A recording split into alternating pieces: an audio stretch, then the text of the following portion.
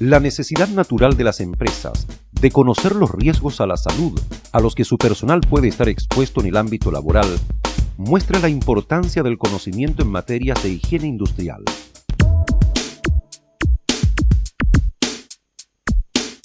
Sabemos que la enfermedad profesional es un infortunio laboral de menor frecuencia que el accidente de trabajo, pero las compensaciones económicas por las incapacidades permanentes que provocan son del orden de un 30%. Así también, durante su desarrollo, la enfermedad disminuye la capacidad del afectado, de tal manera que cuando se declara, ya ha transcurrido un prolongado periodo de menor rendimiento.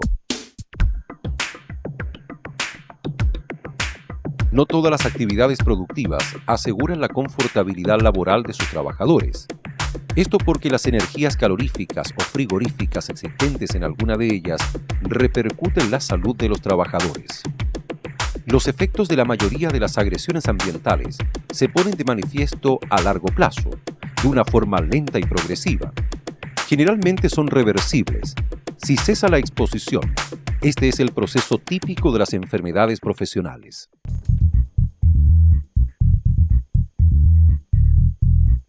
En ambientes de baja temperatura, podemos encontrar problemas de salud, agravamiento de algunas afecciones u otros efectos patológicos, dependiendo de la respuesta fisiológica de cada individuo.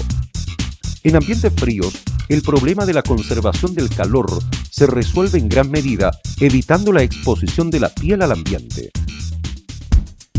El hombre realiza distintas actividades, consciente e inconscientemente, para combatir el frío. Como ejemplos encontramos escalofríos, ejercicios, sobrealimentación, abrigarse, entre otras acciones. Hablamos de hipotermia general cuando la temperatura interior del cuerpo cae por bajo los 35 grados Celsius. Su tratamiento consiste en recalentamientos con baños de 40 grados.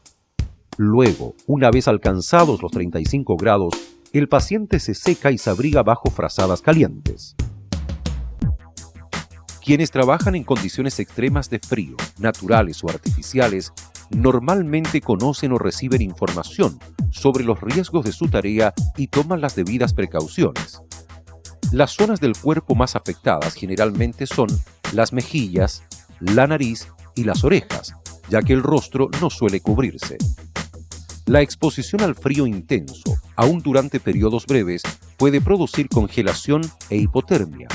Es por eso que algunas medidas básicas de prevención son: proporcionar ropa adecuada, aislante del frío, viento y humedad, y que permita que el trabajador pueda realizar adecuadamente su labor.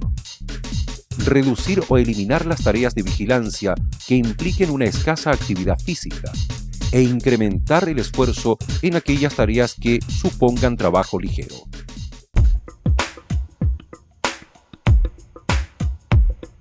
Dos fuentes importantes de carga térmica son el calor generado en los procesos metabólicos, el calor proveniente del ambiente o carga térmica ambiental. El alejamiento de la carga calórica de la zona de confortabilidad produce un aumento de perturbaciones psicológicas que van desde la incomodidad del individuo hasta el deterioro en la eficiencia de las tareas mentales.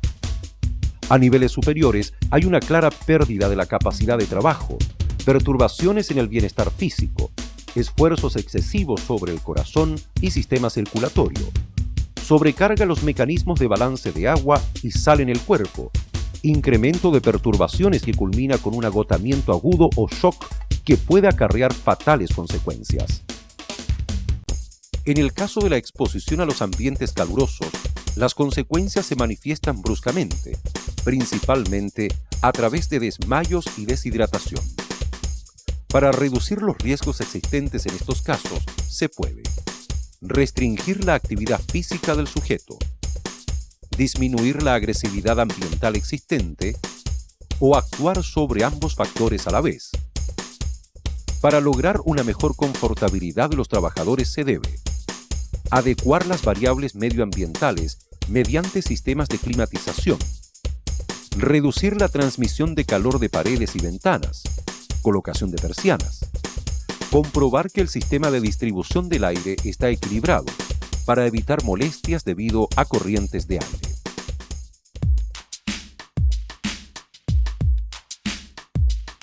Las radiaciones son un riesgo ambiental físico a considerar en aquellos lugares de trabajo donde están presentes, ya sea como herramienta de trabajo o como contaminante ambiental.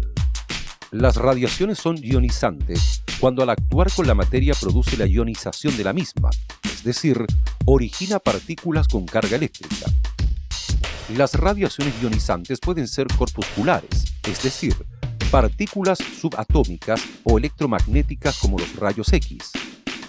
Las normas de protección contra este tipo de radiación son: limitación del tiempo de exposición, utilización de pantallas o blindajes de protección, distancia a la fuente radioactiva. La exposición a radiaciones disminuye rápidamente a medida que aumenta la distancia entre el foco emisor y el individuo. El aumento de la distancia es la única medida preventiva efectiva para disminuir la exposición a campos magnéticos. Otras formas de transmisión de energía de interés son las presiones, vibraciones, ondas electromagnéticas. Dentro de las presiones tenemos trabajos a presiones elevadas, descompresiones violentas, trabajos en altura.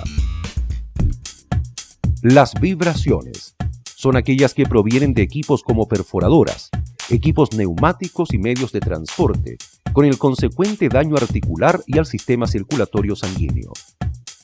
En tanto, las ondas electromagnéticas son los rayos X, fuentes de radiación ultravioleta, infrarroja, radar y otras fuentes de microondas, entre otros.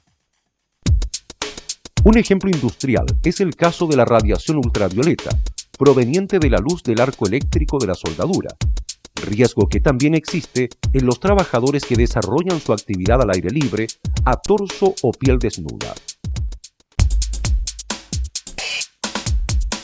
Un contaminante químico es una sustancia no viva, natural o sintética, que durante los procesos de manipulación, transporte, almacenamiento, fabricación o uso, puede incorporarse al aire con probabilidad de dañar la salud del trabajador que entra en contacto con ella.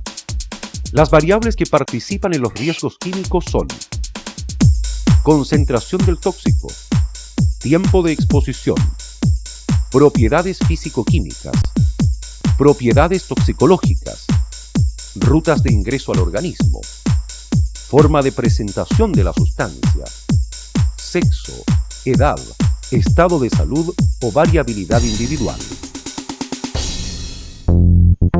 Las vías de ingreso al organismo son térmica, digestiva y respiratoria, entre otras. El análisis de las vías de ingreso en un ambiente particular para un determinado tóxico es importante para la evaluación del riesgo y para el estudio de las medidas de control del riesgo. Otro parámetro de interés es la cantidad del tóxico en el ambiente, conocido como concentración ambiental, como gas, vapor u otra fase. La reglamentación chilena habla de límites permisibles ponderados, como niveles máximos permitidos en 8 horas de labor. Esto se encuentra en el Decreto Supremo 594 sobre condiciones sanitarias básicas en los lugares de trabajo.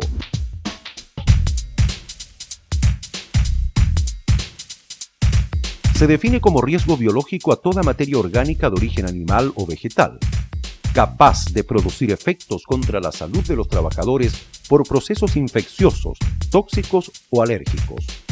Ejemplo, en hospitales, SIDA, hepatitis, herpes. Los contaminantes biológicos pueden ser organismos vivos, como bacterias, virus u hongos, y derivados orgánicos de animales y vegetales, como restos de pelos, plumas, polen y polvo de madera, entre otros. Los medios de transmisión son agua, aire, suelo, animales y materias primas. Generalmente, los riesgos biológicos están presentes en la agricultura, ganadería y hospitales, entre otras. En higiene industrial, se aplican técnicas de muestreo de microorganismos presentes en el aire, en superficies y técnicas analíticas.